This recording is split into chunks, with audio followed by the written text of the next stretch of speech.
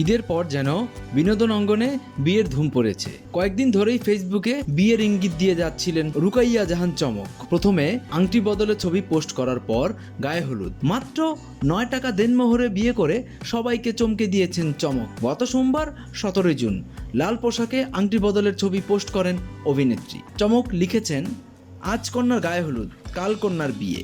বরের সাদা পাঞ্জাবিতে দেখা গেছে কোনো এক মাদ্রাসায়, সেখানে সাদামাটা আয়োজনে বিয়ে করেছেন তারা। জানা গেছে বিয়েতে মাত্র 9 টাকা দেনমোহরের ধার্য করা হয়েছে চমকের ইচ্ছেতেই। অর্থ কখনো দাম্পত্য জীবনের ভিত্তি হতে পারে না। মাদ্রাসার বাচ্চাদের সঙ্গে দারুণভাবে সবকিছু হয়েছে, তাদের সঙ্গে খাবার খেয়েছি আমরা। চমকের হবু বরের নাম আজমান নাসির। তিনি পেশায় একজন ব্যবসায়ী। মিস ওয়ার্ল্ড বাংলাদেশ 2017 প্রতিযোগিতায় দ্বিতীয় রানার আপ নির্বাচন হন চমক। বর্তমানে ছোট পর্দা সহ ওটিটিতে কাজ করছেন চমক।